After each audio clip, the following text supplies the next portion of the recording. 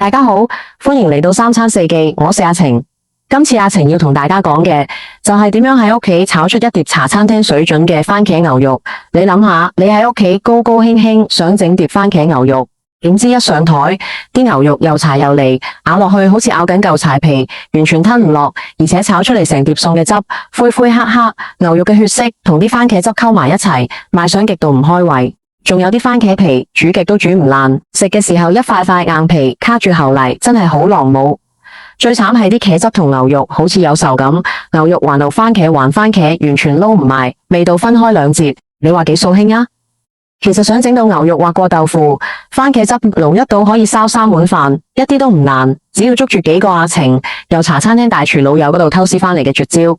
頂刀切斷紋，沖水打水炒牛，雙重番茄出沙魚溫果汁法，你都可以成為屋企嘅茶餐廳廚神。記得睇到最後，阿晴有5字口撇送俾大家，仲有互動問題想同大家傾偈，而家先幫手撳個讚，訂閱埋三餐四記頻道，再開埋個小鈴鐺，咁就唔會錯過阿晴每個禮拜嘅廚房秘笈啦。講到炒牛肉，尤其係番茄牛肉呢味家常菜，好多街坊成日都覺得，點解喺茶餐廳食到嗰啲牛肉咁滑溜，自己返到屋企點整都係爭啲嘅？其實好多時問題唔喺你嘅廚藝度，而係由你去街市買牛肉嗰步已經錯咗。你諗下，如果你買咗嚿牛腱或者牛腩返嚟切薄片炒，就算你刀工再好，炒得再耐，佢都係暈過鞋底，因為嗰啲部位本身就係用嚟炆，用嚟身入面充滿晒筋膜，你用嚟炒，點可能唔穩呢？所以要炒出嫩滑嘅牛肉，首先要識得揀靚部位。阿晴平時最中意用嘅就係牛裏脊，即係香港人成日講嘅牛柳。呢個部位係成隻牛最嫩滑嘅地方，佢位於牛嘅脊椎內側，因為平時運動量少，所以肉質特別細嫩。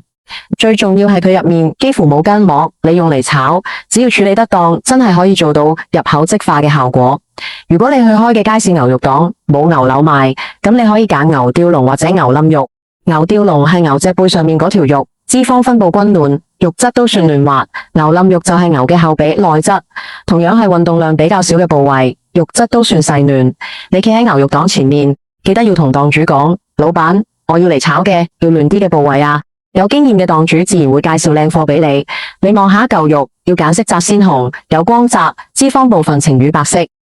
望落去有少少大理石紋嘅就係靚嘢，千祈唔好貪平買啲顏色暗茂，甚至帶少少啡色嘅牛肉，嗰啲擺得太耐一定唔會好食。揀完靚牛肉返到屋企，跟住落嚟嘅刀工就係決定你碟牛肉滑唔滑嘅關鍵一步。好多街坊切牛肉就咁順住紋理切出嚟嘅牛肉片，每一條肌肉轉圍都係完整嘅長條狀，你煮熟佢，啲床圍收縮變硬，你放入口，牙齒就要同呢啲長床圍搏鬥，點會唔塞牙呢？所以阿晴要教大家第一個原創刀工秘技，叫做頂刀切斷紋。俗語話齋，橫切牛羊，剖切豬，呢句說話係前人留低嘅智慧，真係有好深嘅道理。你將嚿牛肉放喺砧板上面，首先要睇清楚牛肉嘅紋理方向，牛肉嘅紋理係一條條直線咁行嘅。你要將你嗰把刀同呢啲紋理線形成一個90度直角，即係話要逆住啲紋理垂直咁落刀，呢個就叫做頂刀切。你每切一刀都將個束長長嘅肌肉穹圍切斷，變成一段段短短嘅重圍。你將所有牛肉片都頂刀切好，就好似將一條條長律索剪成一段段小掕頭，咁樣你煮嘅時候，就算佢點樣收縮，都只係一小段一小段咁縮，放入口。牙齒好輕易就可以將佢切斷，完全唔會有生牙嘅煩惱。至於厚度方面，阿晴建議大家將牛肉切成大約2至3毫米嘅均勻薄片。點解要咁薄？因為太厚嘅話，炒料好難入味，而且炒嘅時候需要更長時間先熟到。但係炒得太耐，牛肉又會變老。2、3毫米嘅厚度就啱啱好，既可以快速煮熟，保持嫩滑，又可以令到啲炒料滯透到每一寸肉入面。你切嘅時候，可以將嚿牛肉先放入冰格雪大約半個鐘，雪到佢少少硬身嘅時候攞出嚟切，就會容易切得薄，而且切得均勻好多。呢個小技巧大家可以記住。切好晒牛肉片，跟住落嚟嘅炒製步驟，可以話係成個過程嘅重中之重。好多街坊炒牛肉就咁落啲豉油、糖、生粉撈完就算，但係你咁樣炒出嚟嘅牛肉，最多都只係叫做有味，而絕對做唔到茶餐廳嗰種嫩滑多汁嘅效果。點解？因為你冇幫嚿牛肉飲飽水。阿晴，呢個由大廚老友度偷師返嚟嘅打水風油三部曲，就係令到牛肉滑過豆腐嘅核心秘密。第一步，我哋叫佢做補水去腥。你將切好嘅牛肉片放入一個大碗入面，跟住就準備一碗蔥薑水。蔥薑水好簡單，就係將幾條蔥白同幾片蒜用刀背拍一拍，放入一碗清水入面，用手揸幾揸，等佢啲味道出晒嚟，隔咗渣就係沖完水。呢個沖完水比起你用就咁落亂汁同蔥粒，效果更加好，因為佢可以均勻咁滯透入牛肉入面，去腥之餘又唔會令到牛肉有渣。你將2至3湯匙嘅蔥蓉水分3次加入牛肉入面，每一次加入之後都用你隻手順住一個方向，例如順時針咁用力攪拌抓拌，你會感覺到啲牛肉由本來乾爽嘅狀態慢慢變得濕潤，再將水分完全吸收晒，碗底係冇多餘水分流出嚟嘅。呢個動作就叫做打水，目的係令到牛肉嘅蓬圍細胞吸滿水分密卜卜，咁樣佢之後受熱嘅時候，入面嘅水分就唔會咁容易流失，自然就會保持到嫩滑嘅口感。第二步就係鎖水入味，當牛肉已經將蔥黃水完全食晒入去之後，你就可以加入調味料，加入1湯匙左右嘅生抽，即係豉油，用嚟俾個基礎鹹味，再加入少少白糖，大約半茶匙。糖可以提鮮，仲可以平衡味道，然後撒少少胡椒粉，胡椒粉可以去腥之餘，仲可以帶出肉嘅香味。最後加少少麻油，大約1茶匙，麻油可以提升牛肉嘅鮮甜味。將呢啲調味料同牛肉一齊抓圈，確保好每一片牛肉都均勻上色，跟住就加入半隻蛋白同埋1茶匙嘅生粉，即係我哋成日講嘅太白粉。蛋白同生粉嘅作用就係喺牛肉表面形成一層薄薄嘅保護膜，可以將啱啱打入去嘅水分緊緊鎖住，唔會喺煮嘅時候流走。呢個步驟亦都係好重要，你一定要將蛋白同生粉完全抓拌，直到每一片牛肉都變得滑潺潺，好似有一層保護衣包住佢咁。第三步就係風油保濕。呢個步驟好簡單，但係好多人會忽略。當你將所有材料都揸亂之後，最後淋上1湯匙嘅熟花生油，即係已經煮過攤涼咗嘅花生油，然後再用手輕輕撈亂，等每一片牛肉表面都沾上一層薄薄嘅油膜。呢層油有咩作用呢？首先，佢可以喺牛肉表面形成多一層保護，進一步鎖住入面嘅水分。其次，當你準備落鑊炒嘅時候，因為牛肉表面有油，佢哋落鑊之後就唔會黐埋一嚿，而係好自然咁一條條散開，方便你將佢哋炒完。你將炒好嘅牛肉就咁擺埋一邊，靜置大約15分鐘，等佢有足夠時間將所有味道同水分都吸收晒。呢個打水風油3部曲做完，你嚿牛肉已經脫胎換骨，由本來只係一塊普通嘅肉，變成咗一塊充滿水分同味道嘅寶藏。預備好接受之後嘅烹調，喺等牛肉炒製嘅時候，我哋就唔好嘥時間，開始處理另一個主角番茄。好多街坊煮番茄牛肉，就咁將個番茄洗乾淨，連皮切夠就掉落鑊，結果煮出嚟嘅番茄汁唔夠濃郁，仲要成日食到一塊塊硬嘅番茄皮，非常之影響口感。阿晴今日要教大家一個原創嘅生熟雙重番茄法，可以同時解決出沙同皮硬嘅問題。首先要處理番茄皮。你喺每個番茄嘅頂部，即係有蒂嗰邊，用刀輕輕劃一個十字，只係劃破表皮就夠，唔使太深。然後將佢哋放入一個大碗入面，用滾水淋上去，就咁浸佢大約30秒。你見到番茄表面嘅皮，因為受熱嘅關係，會沿住你劃開嘅十字口慢慢翹起。跟住你將番茄攞出嚟，放入凍水入面，過一個冷河，等佢唔會辣手。然後你就可以好輕鬆咁由個十字口開始，將成塊番茄皮完整咁撕落嚟。撕咗皮嘅番茄食起嚟就唔會有硬皮卡喉嚟嘅問題，成個口感會滑溜好多。呢個步驟雖然簡單，但係對於提升成碟餸嘅質感有非常關鍵嘅作用。跟住就係阿晴嘅獨門秘技，一半切碎，一半切塊。你將所有去皮嘅番茄攞出嚟，將其中一半嘅番茄切到好碎好碎，切成細細嘅番茄丁。呢啲番茄丁係用嚟做茄汁嘅原材料，佢哋因為體積細，落鑊之後好快就會煮爛，釋放出大量嘅果汁同茄紅素，變成濃稠嘅天然番茄沙泥。而另一半嘅番茄，你就將佢哋切成滾刀大塊，即係不規則嘅大嚿番茄。呢啲大塊番茄嘅作用就係留返喺最後，等佢哋只係煮到斷生，但仍然保持住一嚿嚿嘅立體形狀。等你食嘅時候，除咗有濃郁嘅茄汁，仲可以食到大大嚿充滿果肉質感嘅番茄。呢個雙重番茄法可以令到你碟番茄牛肉無論係味道定係口感都變得更加有層次，比起你就咁全部切細嚿或者全部切大嚿，效果係完全兩回事。你試過一次就會明白呢個做法嘅聰明之處。所有材料準備就爽，牛肉炒好咗，番茄又處理好晒，而家就嚟到最緊張刺激嘅炒製環節。首先我哋要處理嘅就係滑炒牛肉呢個步驟。阿晴建議你用熱鍋冷油嘅方法，你將個中式鑊放上個爐，開到最大嘅火，將個鑊燒到好紅好紅，燒到佢開始冒微煙，跟住你就倒入比平時炒菜多少少嘅食用油，大約2-3湯匙左右。油落咗之後，唔使等佢燒到好熱，因為我哋嘅目標油溫係4-5成熱，即係大約攝氏140度左右。點樣判斷油溫啱唔啱呢？好簡單。你可以插一支竹筷子落去油度，如果見到筷子周圍開始冒出啲好微細嘅氣泡，就代表個油溫已經到咗。呢個時候，你就將搽好封好油嘅牛肉焗片，逐片逐片咁放入個鑊度。因為牛肉表面有油，加上你個鑊夠熱，啲牛肉一落去就會好自然咁散開，唔會黐埋一嚿。跟住你要用對筷子或者鑊坑，快手將啲牛肉片劃散，等佢哋每一片都均暖受熱。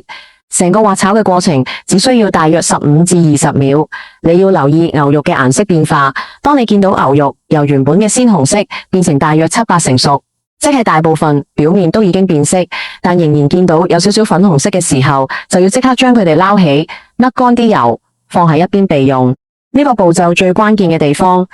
就係千祈唔好將牛肉炒到全熟，因為牛肉之後仲要回鑊同番茄汁一齊煮。如果你呢個時候已經將佢炒到全熟，之後再煮多一次，佢就一定會過熟，變得好穩。你一定要喺佢仲帶少少粉紅色嘅時候就收手，利用之後嘅餘溫同醬汁嘅熱力，將佢煮到啱啱好全熟，咁樣出嚟嘅牛肉先會係最嫩滑嘅狀態。牛肉滑炒好之後，將佢放埋一邊，我哋唔使洗鑊，因為鑊入面仲留低咗啲滑過牛肉、充滿肉味嘅底油。呢啲底油就係我哋要用嚟炒番茄嘅最好材料，佢可以令到成個餸嘅味道更加香濃。你將個鑊繼續用大火燒熱，如果覺得油太少，可以再加多少少。油熱之後，將你預先準備好嘅蒜末同蔥白碎放入鑊，快手爆香。你會聞到蒜頭同蔥嘅香味一瞬間爆發出嚟，充滿成個廚房。跟住就係將你切好嘅嗰一半番茄碎丁全部倒晒落個鑊度。呢個時候你要加入一樣好重要嘅材料，就係半茶匙嘅鹽。點解要加鹽？因為鹽可以將番茄入面嘅細胞壁迅速破壞，迫使佢入面嘅水分同茄紅素更快咁釋放出嚟。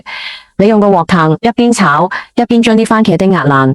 壓佢大約1分鐘左右，你就會見到本來一粒粒嘅番茄丁慢慢融化成一大灘濃郁、紅亮、閃閃發光嘅番茄沙泥。呢個就係阿晴成日講嘅出沙。成個過程，成個廚房都會充滿一股天然清新嘅番茄酸甜味。見到啲番茄沙炒到咁靚，跟住就輪到調味，加入1湯匙嘅番茄醬。呢個係提升成個餸嘅色澤同順口感嘅關鍵。好多街坊驚加番茄醬會好酸，其實唔會嘅，反而可以令到個茄汁嘅味道更加有層次，更加似茶餐廳嗰種濃郁嘅風味。跟住再加入半茶匙嘅白糖。糖嘅作用係中和番茄嘅酸味，同埋帶出佢嘅鮮味。呢個係提鮮嘅靈魂。你將番茄醬同糖同啲番茄沙完全炒軟，你就會得到一個色澤綺麗、味道酸甜平衡嘅基礎醬汁。最後就將你剩低個一半切好咗嘅滾刀大塊番茄倒入鑊入面，快手翻炒大約15秒，等佢哋同啲茄汁沙混合，煮到剛剛斷生，但仍然保持住一嚿嚿嘅形狀。呢個時候，你個鑊入面嘅材料已經係一個非常吸引、紅紅黃黃、香氣麻鼻嘅番茄汁底。而家就嚟到最尾嘅合體階段，將滑好嘅牛肉同番茄汁二合為一。你將之前滑好甩乾油，仲係7-8成熟、帶少少粉紅色嘅牛肉片，全部倒翻入個鑊度，跟住就將你預先準備好嘅水澗粉，即係用生粉開嘅水，大約1湯匙左右，沿住鑊邊淋落去。水澗粉嘅作用係等陣加熱嘅時候，會令到個汁變得濃稠，可以緊緊咁掛喺牛肉同番茄上面，等佢哋嘅味道可以完美融合。跟住呢個步驟就係阿晴嘅獨門秘技——關火餘溫果汁。你喺淋完水澗粉之後，要即刻將個火開到最大，快手將所有材料翻炒5秒，等佢哋均勻受熱，等個汁開始變濃，5秒一到，你就要即刻將個火關掉，記住係即刻關火。關咗火之後，個鑊本身仍然係好熱嘅，佢嘅餘溫已經足夠將牛肉由7-8成熟煮到剛剛好全熟。你利用呢個餘溫，繼續將啲材料兜亂，你就會見到每一片滑嫩嘅牛肉都俾爐鬱紅亮、酸甜嘅番茄汁均勻咁包裹住，每一嚿番茄塊都沾滿晒醬汁，但又保持到佢本身嘅形狀。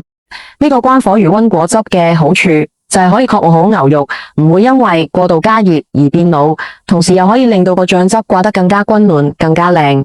最後將你預先切好嘅蔥段灑入鑊入面，用餘溫兜2下就可以熄火，將成碟餸撐上碟。你睇下碟入面嘅番茄牛肉紅紅黃黃，色澤鮮鮮，牛肉片片分明，表面裹住一層光澤亮麗嘅茄汁，望落去已經令人食覺大增。你再聞下，陣陣酸甜開胃嘅香氣撲鼻而來，真係令人忍唔住即刻要裝返碗飯。好啦，一碟完美嘅茶餐廳級番茄牛肉終於大功告成。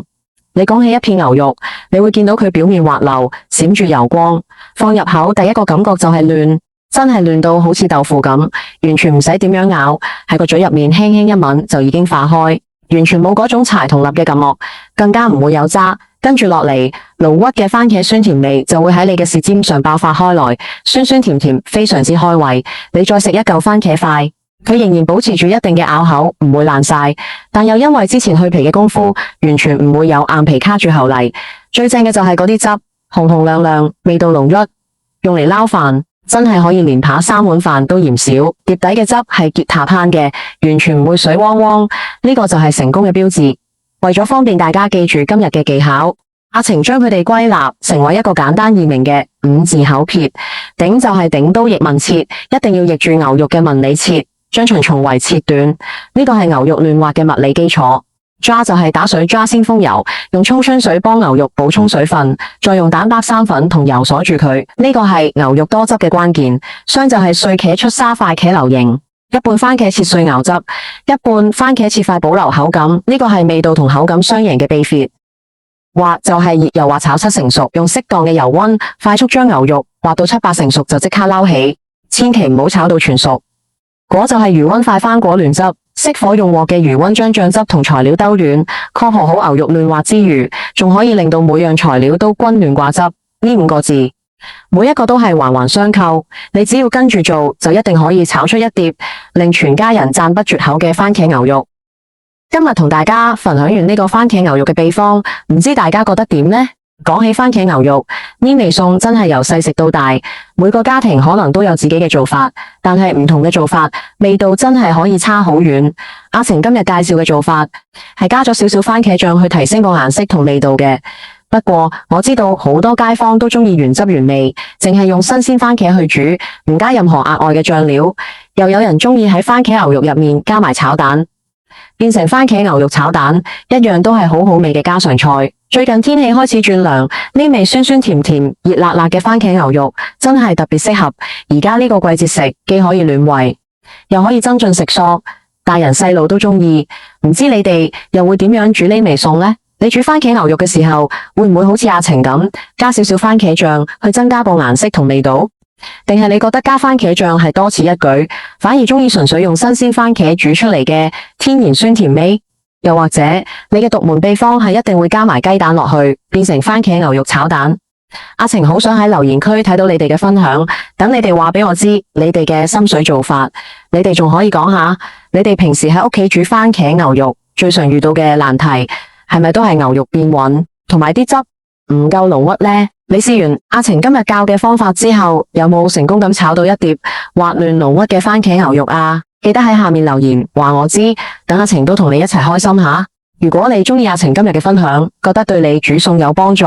記得幫手撳個讚好嘅按鈕，支持一下阿晴。仲有，千祈唔好忘記訂閱三餐四記頻道，同埋撳埋旁邊個小粒撳，咁就唔會錯過阿晴下次嘅分享啦。